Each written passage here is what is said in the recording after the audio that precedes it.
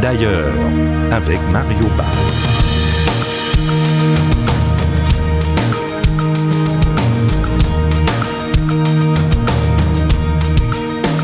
Bienvenue à Vue d'ailleurs, très heureux de vous accueillir pour cette émission qui vous est présentée en collaboration avec Aide à l'Église en détresse.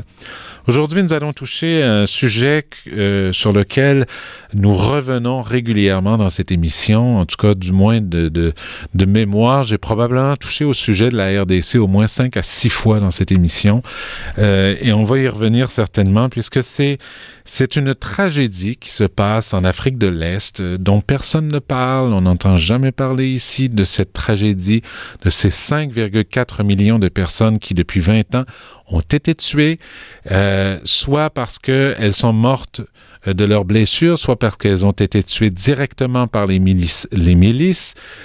Donc, la République démocratique du Congo vit à l'heure de la guerre et on n'en parle pas du tout. Pour parler de cette tragédie, nous avons avec nous le religieux assomptionniste et prêtre depuis 2015, Père Gaston Mumbere, qui est l'auteur d'un livre qui s'appelle « La cloche ne sonnera plus à l'église de Butembo Béni. Le viol n'était pas assez ». C'est aux éditions Saint-Joseph. Tout d'abord, Père Gaston, bonjour. Bonjour Mario. Merci beaucoup d'accepter l'invitation. Et je vous remercie aussi parce que c'est un espace où on peut parler librement. Merci de donner cette parole à tous les Congolais et Congolaises. Ce qui m'a surpris à la lecture de votre livre, tout d'abord, Père Gaston, c'est justement ce silence. Et pourtant, on est devant une tragédie. 5,4 millions de personnes tuées indirectement ou directement dans ce conflit. C'est un chiffre conservateur. Certains avancent même maintenant le chiffre de 8 millions. Oui. Et la communauté internationale ne bouge pas. Il n'y a rien ou presque rien. Et en plus de ça, les gens qui vivent là-bas, et ça vous en parlez dans votre livre, ils sont dans le silence. Oui. Ça m'a beaucoup impressionné. Parlez-nous un peu de ce silence qui est un silence obligatoire si on ne va pas mourir. Mais je dirais que le silence, c'est l'arme la plus redoutable qui puisse exister. On t'écrase vif les orteils et puis on te demande de fermer ta bouche carrément. Pendant que celui qui écrase tes orteils, le géant, il ricane. Donc, ce silence, pour moi, c'est l'arme la plus nuisible qui puisse exister. Au Congo, la République démocratique du Congo, mon pays d'origine, et je suis originaire de la région de l'Est où se passe plus de massacres.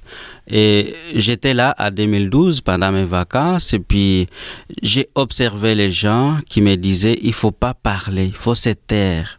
Pendant que les horreurs se passent dans la case du voisin. Alors, c'est ça qui m'a comme révolté, ce silence assourdissant et aussi habitué malheureusement. Oui, un silence habitué, les gens n'ont plus l'habitude de parler. Non, c'est devenu comme normal, ne pas parler. Et la parole est comme étouffée. La parole ne sait plus sortir. On souffre, puis on meurt de ces silences-là. Et ces silences n'est pas seulement observé chez mes compatriotes, les Congolais ou Congolaises, mais aussi pour ceux qui ont le droit de veto, ceux qui ont le pouvoir, ceux qui peuvent dire quelque chose pour que ces massacres arrêtent. Père Gaston, aidez-nous à comprendre d'où vient-il ce massacre, d'où naît ce silence. Il y a une source qui est la richesse de votre pays au niveau des ressources naturelles.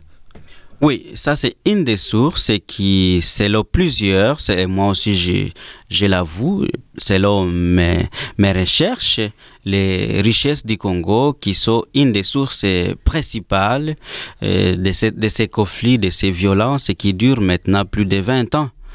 Et le Congo, c'est un pays, parmi les pays les plus riches au monde, surtout avec les minéraux. Ouais. Et aujourd'hui, les minéraux les plus recherchés, c'est les coltan. On trouve dans nos téléphones cellulaires. Oui, on les trouve dans les téléphones cellulaires, et dans les jeux vidéo, dans les cartes, disons dans les cartes à puce. Donc, ces coltans étaient indispensables. Et le Congo regorge une production de plus de 70% mondiale pour le moment. Peut-être demain, on va les retrouver ailleurs. Ouais. Mais pour le moment, cette potentialité, cette réserve de ces minéraux, je crois, attire beaucoup de gens qui veulent en avoir. Donc, c'est une guerre contre les multinationales, contre les grandes puissances. Et ma grand-mère, qu'est-ce qu'elle va faire face à ces multinationales si les gens qui ont le droit de veto ne veulent pas qu'on érige une justice ou une traçabilité de ces matières? Parce que c'est ça le problème, c'est que les ressources naturelles, contrairement aux pays du Nord où elles sont extraites, bon, par exemple, je prends l'Abitibi, il y a des règlements, il y a des lois, il faut que la richesse, il faut un certain taux d'imposition, même si certains disent que c'est un taux très marginal et que ça devrait être augmenté. Mais ça, c'est une autre histoire. Ouais. Mais ça ne se fait pas dans les conditions que l'on voit en République démocratique du Congo. Ça se fait d'une manière illégale. Il n'y a pas de taxes là-dessus, c'est pas imposable. Donc, c'est ça. Je parle de l'Est de la République du Congo. Il y a plus de 40 milices qui sont dans les forêts. Ces milices sont armées. Armées par qui? Mais je crois que je minimise les nombres. C'est peut-être plus de 50 milices. Et ces milices sont là, armées, qui leur donnent des armes pour que ces milices sèment du chaos. Aujourd'hui, Beni, Lubero, je dis, c'est le nom qui est dans le titre de mon livre, ces territoires où il y a maintenant des égorgements de personnes. Égorger les personnes, pas les fusiller, mais les égorger. Qui sème cette terreur? Il me semble que la terreur est sémée, le chaos est provoqué volontairement pour que ceux qui pillent les richesses du Congo les fassent d'une manière paisible. Et ils ne sont pas poursuivis, il n'y a pas de justice. Donc, les milices, en tout cas, dans ce coin de votre pays, elles font la loi, finalement. C'est elles qui mènent et qui font ce qu'elles veulent. Je dirais oui. Le gouvernement est quasiment absent de cette région-là. Il faut pas avoir honte ou peur de le dire. Qui gère l'Est du Congo? Si il y a, par exemple, le 13 août 2016, on a égorgé plus de 100 personnes, égorgé plus de 100 personnes. Le 13 août 2016 à Beni. Ça, c'est dans ma ville où j'ai grandi. Je n'invente pas des histoires. C'est pas un cinéma, c'est pas du théâtre, c'est vrai. Et si on égorge plus de 100 personnes et le gouvernement ne prend pas des mesures adéquates pour contrer cette insécurité, je pense que l'Est du Congo est géré par d'autres personnes. Il faut le dire que le gouvernement est quasiment absent. Et dans cet état des choses, comment passer une justice adéquate pour ces gens si on ne se tourne pas vers les grandes puissances? Moi, je dis souvent à la communauté internationale, mais ça peut être un mot vide, mais aussi ça peut être un mot rempli. Il y a des pays qui ont le droit de veto et qui peuvent imposer des sanctions à ces gouvernements qui n'arrivent pas à sécuriser son peuple. Oui, parce qu'il y a un véritable problème. Votre gouvernement ne sécurise pas son peuple, peut-être parce que la corruption, ça on peut l'imaginer, là on n'a pas de preuves malheureusement pour le dire, mais on peut le penser. Je vais donner un exemple. Le dernier massacre, là dont je parle, plus de 100 personnes égorgées, les peuples de Beni et de Butembo ont manifesté leur ras-le-bol, mais leur manifestation a été réprimée par la police. Il y a même eu des morts. Même à Kinshasa, quand les peuples manifestent, il y a eu des morts. Et le gouvernement qui tire sur son peuple, soit il est incompétent, soit il est complice du malheur de son peuple. Et si le gouvernement ne dit rien ou ne pose pas des mesures pour sécuriser son peuple, moi je ne vois pas pourquoi je vais hésiter de dire qu'il y a quand même un degré de complicité. Pas peut-être avec tous les gouvernements, mais il y a quelques membres du gouvernement, et je ne suis pas le premier à les dire, qu'il y a des hauts gradés dans l'armée qui ravitaillent les milices.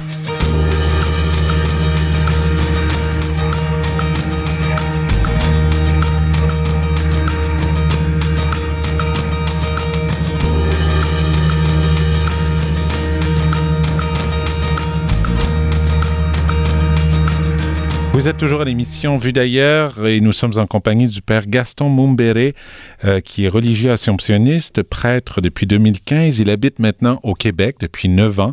Il habite le Mont... 7 ans. 7 ans? Ah bon, Ouais. 7 ans, un peu moins longtemps, mon Dieu. Excusez-moi. Et donc, vous êtes au Montmartre canadien pour les gens qui aimeraient peut-être vous rencontrer, Oui. parler avec vous justement de cette tragédie de l'Est de la République démocratique du Congo, où les richesses naturelles, on le rappelle, sont extraites de manière complètement éhontée. En tout cas, le peuple n'en voit pas du tout la couleur. Il n'y a aucun taux d'imposition donc qui permettrait le développement de la région, un développement économique sain, équilibré, qui ferait en sorte qu'il y aurait l'éducation, la santé, etc. Ça, vous n'en voyez pas la couleur dans l'Est de la République. Mais outre ces problèmes de pillage des ressources, je crois qu'il y a aussi la mauvaise gouvernance.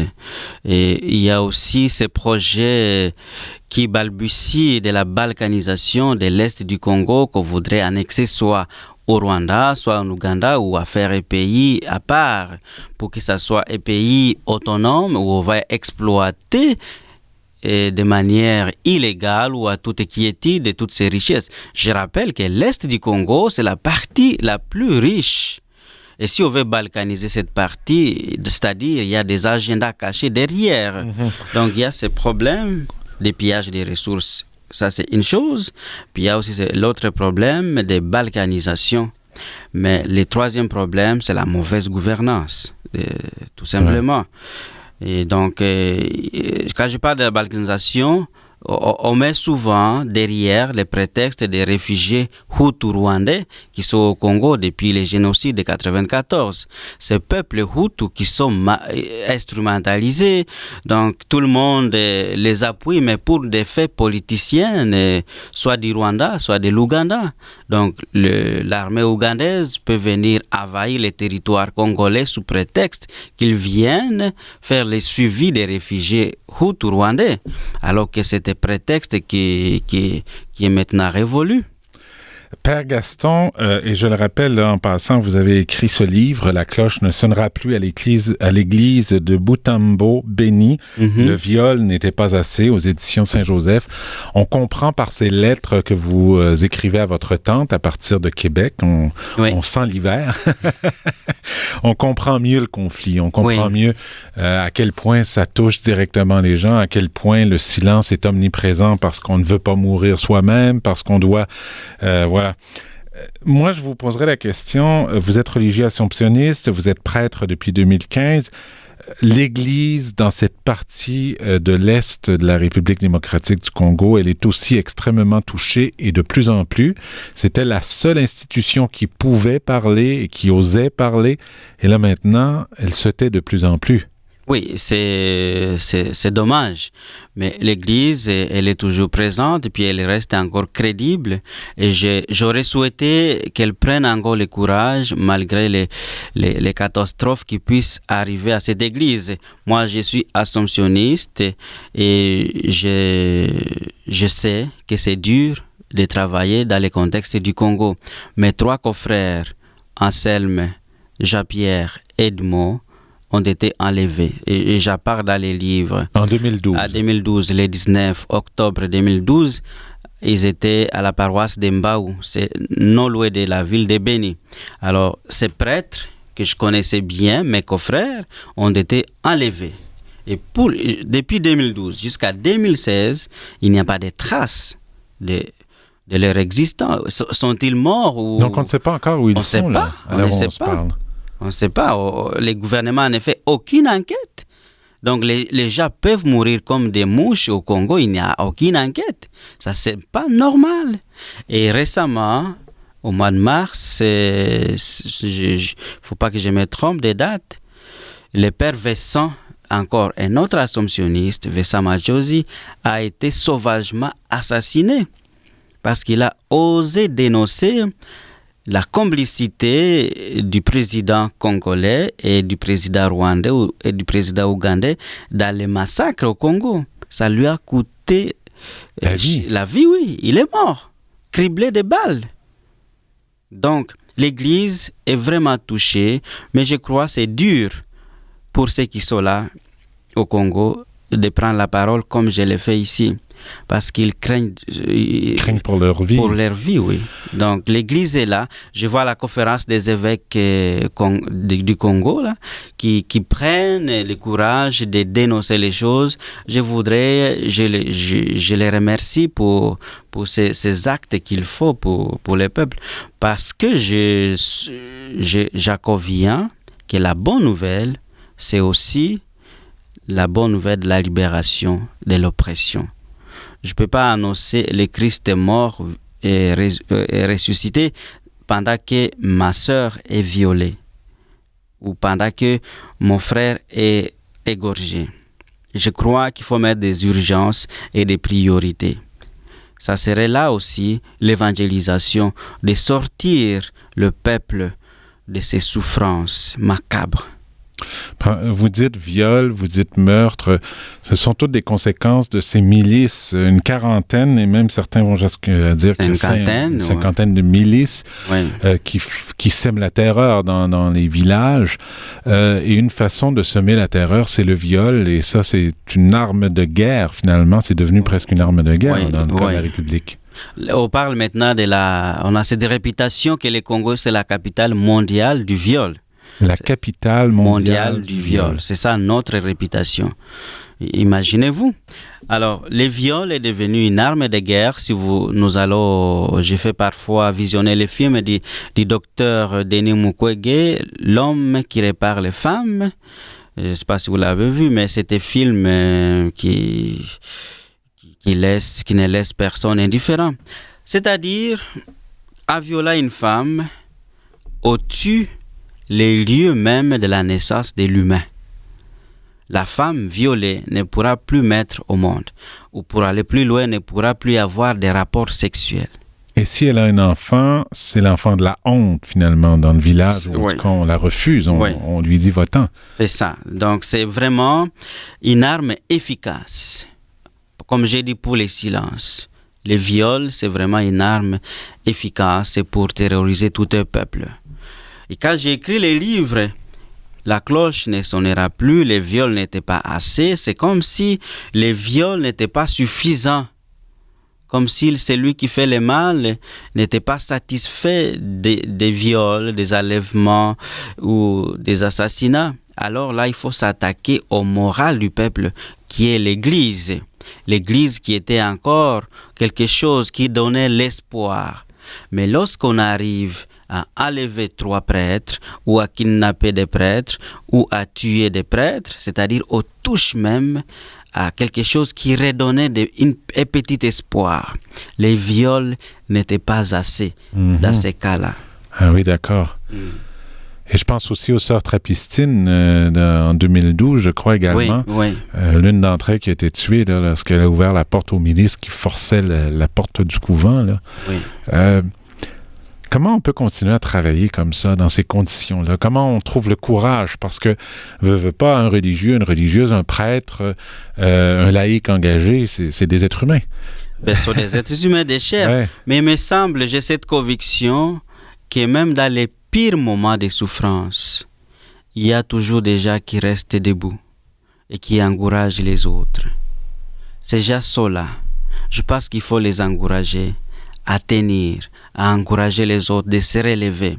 Moi, je dis souvent, les Congolais sont représentés comme des victimes. Mais il faut qu'on leur donne la chance, les aider pour qu'ils deviennent des acteurs de la paix. C'est-à-dire passer des victimes à acteurs. Encourager ces gens qui tiennent bon pour qu'ils relèvent les autres. Et cela, ça peut être un travail de l'Église. D'encourager toutes ces personnes qui se mettent debout et qui disent trop, c'est trop. On ne peut plus. Ouais. Donc, moi, je crois, l'espoir, c'est ce qui nous tient debout. L'espoir, c'est ce qui me permet d'écrire. L'espoir, c'est ce qui me fait réaliser que l'humanité des humains.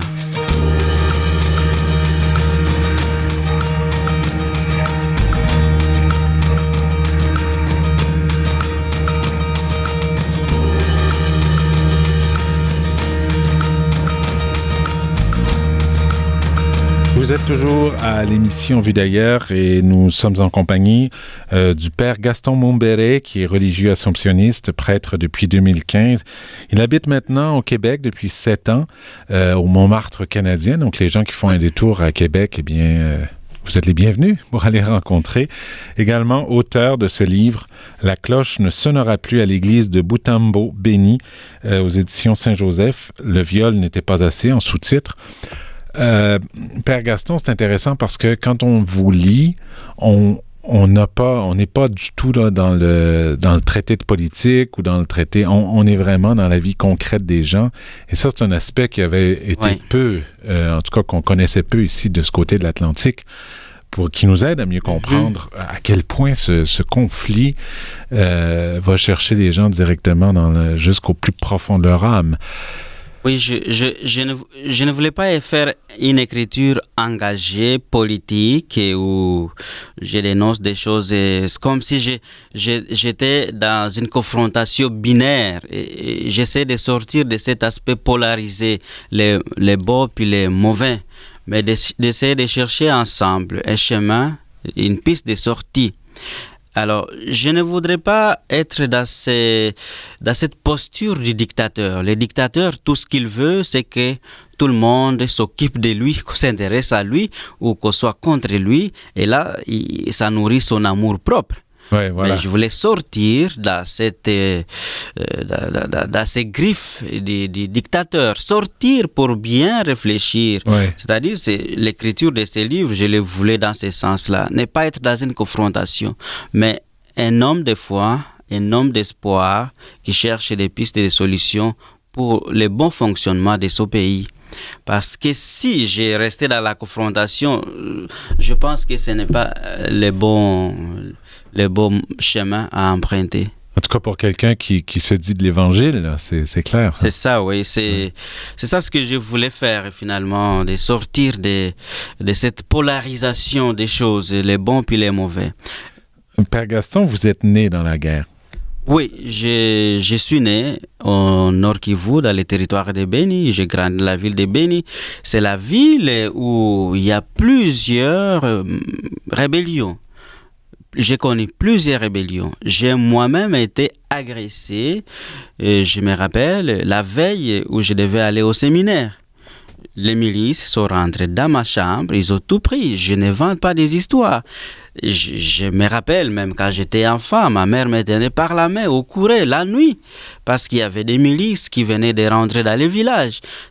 Mais tout ça, ça m'a formé et je ne voudrais pas que nos enfants qui vont naître vivent les mêmes situations. Qu'est-ce que les Canadiens, les Canadiennes devraient apprendre à connaître et pourquoi devraient-ils jeter un œil plus important sur ce qui se passe là-bas? On n'a pas beaucoup de temps, je le sais, mais... Oui, mais je sais que le Canada, c'est parmi les pays qui ont les droits de veto dans beaucoup de choses. Moi, je pense et puis je le crois, que ce n'est pas de l'ingérence lorsque on dénonce la violation des droits des droits de l'homme, les droits de la personne, des droits humains. Ce n'est pas de l'ingérence. Il y a parfois cet empêchement où les pays occidentaux disent on ne va pas nous ingérer dans les affaires des autres pays qui sont souverains. Mais lorsque les droits les plus fondamentaux sont brimés, je pense que ce n'est pas de l'ingérence à les faire. De dire que vous n'avez pas respecté la Constitution qui est démocratique. Les gens qui veulent se maintenir au pouvoir au-delà du mandat constitutionnel, c'est là, les élections, il faut dire que les élections là, sont reportées à l'année prochaine. Je ne sais pas qu'est-ce qui va arriver à décembre, parce que c'est la date limite. Pour les mandats. Donc, je pense qu'à les 10 ans, Canadiens ou Canadiennes, ce n'est pas de l'ingérence. Et j'ai l'attente du gouvernement canadien ou bien de la communauté internationale ou de la CPI de faire pour qu'il y ait justice. Parce que l'impunité, la corruption sont deux mots qui gangrènent la situation au Congo. Il n'y a pas de justice, il y a de l'impunité. Et la corruption est vraiment au top. Mm-hmm. Père Gaston, ça a été un grand plaisir de vous recevoir aujourd'hui. En 30 secondes, qu'est-ce qu'on peut vous souhaiter? Est-ce qu'il y a un souhait pour vous qui revient là, jour après jour, qui est vraiment présent en vous? Je voulais vous dire d'abord merci pour cet espace de parole. Je voudrais que ça continue. Puis, qui brise le silence. D'accord, briser le silence. Ouais. Et puis je souhaite que ce silence soit brisé pour mes confrères et mes consoeurs. Puis l'autre chose, et ce que je souhaite ardemment, c'est qu'il y ait justice un jour au Congo. Et la paix. Parce que pour moi, la justice, c'est le socle de la paix. Père Gaston Mumbere, merci infiniment. Merci Mario. Merci beaucoup. Je rappelle que donc le Père Gaston Mumbere est religieux assomptionniste. Il est prêtre depuis 2015, habite maintenant depuis 7 ans à Québec, au Montmartre canadien, bien sûr, qui est justement géré par les assomptionnistes. Et il a écrit aux éditions Saint-Joseph « La cloche ne sonnera plus à l'église de Butembo, béni ». Le viol n'était pas assez. Dépêchez-vous parce qu'il me confiait qu'il y avait 400 livres qui avaient été imprimés. Il n'en reste plus qu'une centaine. Donc, ça part comme un petit pain chaud. Moins d'une centaine. Un peu moins. Alors, dépêchez-vous, courez chez votre éditeur, chez votre libraire. Procurez-vous ce livre qui est magnifique, une écriture très belle qui nous aide à mieux saisir l'ampleur du drame intérieur que vivent les gens dans l'Est de la République démocratique du Congo. Ça a été un grand plaisir, Père Gaston. Merci Mario. Puis je remercie aussi la maison d'édition Saint-Joseph. Merci beaucoup. Et je rappelle simplement que Vue d'ailleurs vous est présenté en collaboration avec Aide à l'Église en détresse, organisme international de charité catholique qui soutient les chrétiens persécutés, opprimés ou en situation de très grande pauvreté un peu partout dans le monde, dont en RDC, bien sûr. Merci beaucoup à Han Willins qui était à la régie.